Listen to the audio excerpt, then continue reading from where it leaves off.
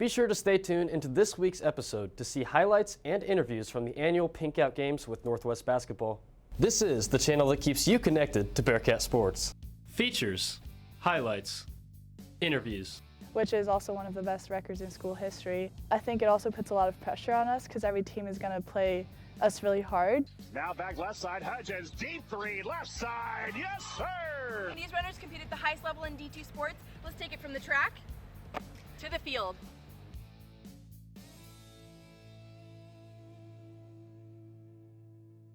Hello, ladies and gentlemen. Welcome back to the longest running sports television show at Northwest Missouri State. I'm your host, Brodie Wallace. Northwest men's basketball has been one of the most dominant programs in Division II for the last 5 seasons. In those last 5 seasons, Northwest has won 3 national championships. In those 3 national championship seasons, the Bearcats finished with records of 35-1 in 2017, 38-0 in 2019, and 28-2 in 2021. The 2 losses from the 2021 season came from their opponent on Saturday, the Washburn Ichabods. Those losses included one in the MIAA championship game on March 6th, a game that many Bearcat fans tried to forget after Washburn guard Tyler Guyman heaved a last-second full-court shot for the win. The Bearcats found themselves in a similar scenario on Saturday. I caught that action from the game along with some interviews after. Let's check it out. This Saturday, the Northwest basketball team began their busy week of games as they faced off against Washburn at Bearcat Arena. The game was a back-and-forth battle between the 2 teams, ultimately leading to a Bearcat loss. Washburn finished with 60 to the Bearcats' 59 points. Going into halftime, the score was tied 31-31, which paved way to an electric second half. Both the Bearcats and the Ichabods came out ready to battle. As the clock clicked down, the game was in anybody's hands. Finally, with 3 seconds left, Washburn's Tyler Nelson drilled a 3-pointer to win. Nelson was open on that 3. We had a late closeout contest, and he ended up hitting the shot. I'm just hoping it doesn't go in. I'm just watching it, couldn't do anything about it, and just wanted to see it go through the air. Just devastated for real, because we thought we had a chance. We did what we should have did to win the game, and then just a couple of key plays here and there went wrong and ended up hitting the shot. The leading scorer for the Bearcats was Luke Waters. Waters had 17 points, with 12 of those coming from the 3-point line. Luke just started taking over the game like he can do. When he started shooting the ball, and he shot the ball tonight, and you could tell he started going off. He was our flow to start the game a little bit. When he got in foul trouble, we had to find it a little bit, but no, yeah, definitely he was doing good tonight.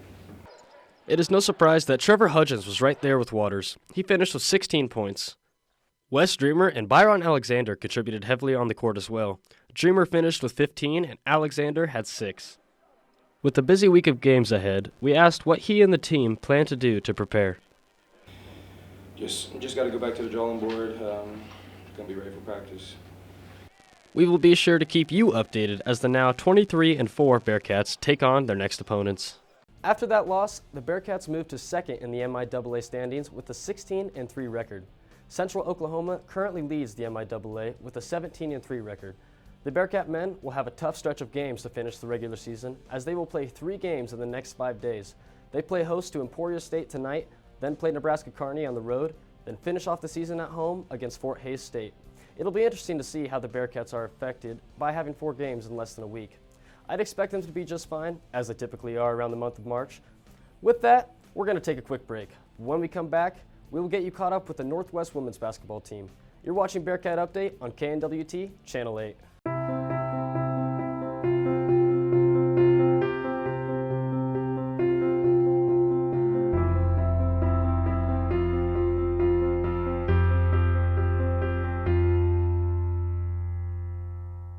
On this week of Gen 2, we see the release of a highly anticipated fantasy RPG and an impressive new-gen racing game.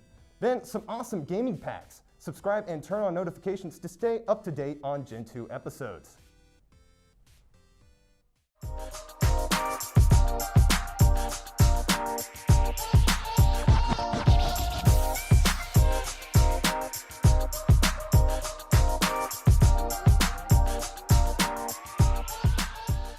Welcome back to Bearcat Update. The Northwest women's basketball team found themselves in a battle Saturday against the Washburn Ichabods. Much like the Bearcat men, this was a back-and-forth battle all throughout the game. Our reporter, Stephen Crosby, highlighted the action and got some thoughts on the schedule of the games coming up. Let's check it out.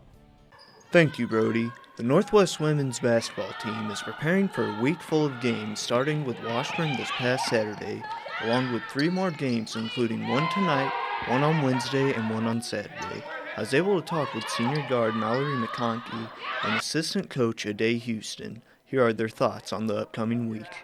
A big thing we actually focused on this last week was working on like our self-talk and positivity, and we need to build confidence. And I feel like this past week, with what Meyer has started doing more in practice, is we have to run sprints if we see like obvious bad body language, and I think hopefully that will help a lot with making shots, because this past week we didn't shoot super well from the floor. So hopefully our confidence has been building this past week even more, so then we can make those tough shots that we need to win games. Well, the good thing is we've had some weeks like that leading up to the season.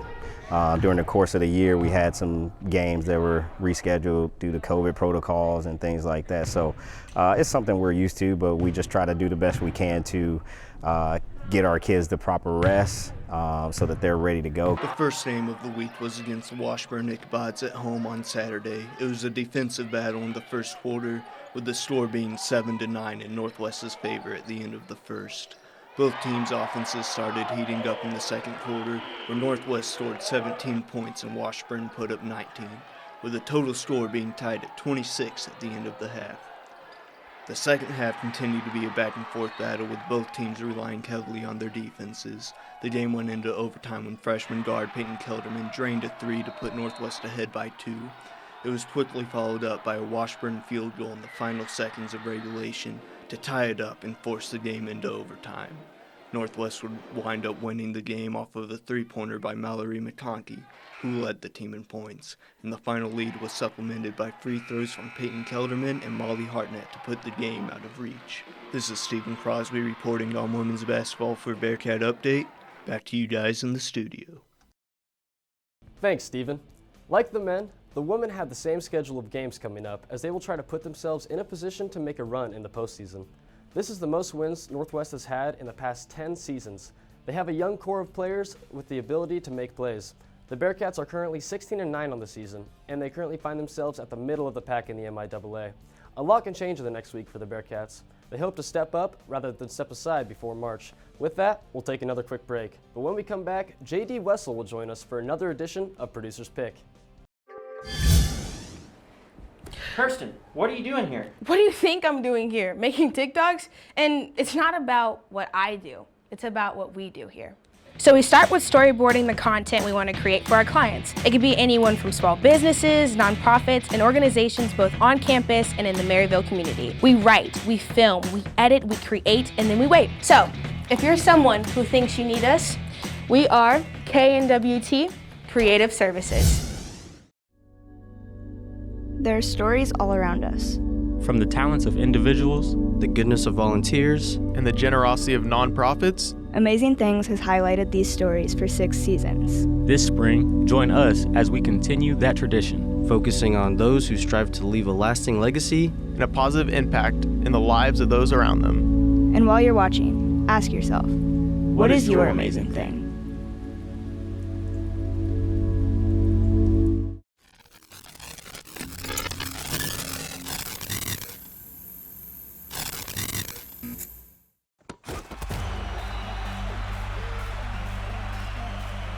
Hello ladies and gentlemen, welcome back to Bearcat Update. I'm not Brodie Wallace, but we're back here for another week of Producer's Picks. I'm your producer, JD Wessel. The first games to keep an eye out on are both men's and women's basketball teams, and as mentioned last week, both teams are nearing the end of the season, which means potential trips to the NCAA tournament. Before any of that can happen though, both teams will finish off the regular seasons with limited rest, and as mentioned by Brodie and Stephen, these teams are set to play 4 games in a span of a week. That isn't ideal for any team nearing the postseason.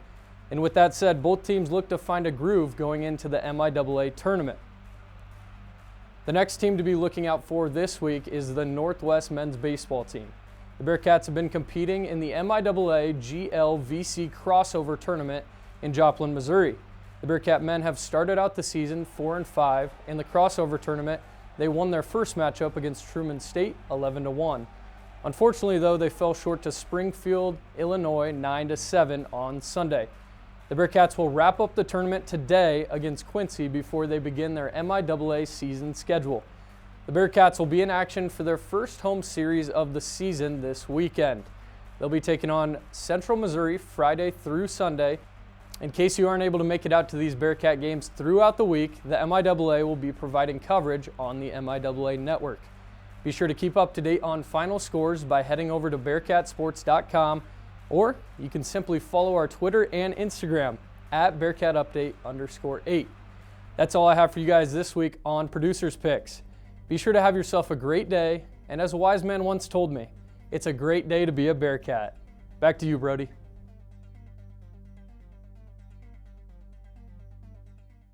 Thanks, JD. I know you mentioned wanting to close out the show this week, but you'll never get that honor. I'm the main host of this show. That's going to wrap things up for this week's episode of Bearcat Update. Make sure to follow us on Twitter and Instagram at BearcatUpdate_8. The link can be found in the description below. As always, be sure to hit that subscribe button and the bell to stay updated with new episodes from KNWT. Thanks for watching. We'll see you next week. This is the channel that keeps you connected to Bearcat sports. Features, highlights, interviews. Which is also one of the best records in school history. I think it also puts a lot of pressure on us because every team is going to play us really hard. Now back left side, Hudgens, deep three, left side, yes sir! These runners compete at the highest level in D2 sports. Let's take it from the track to the field.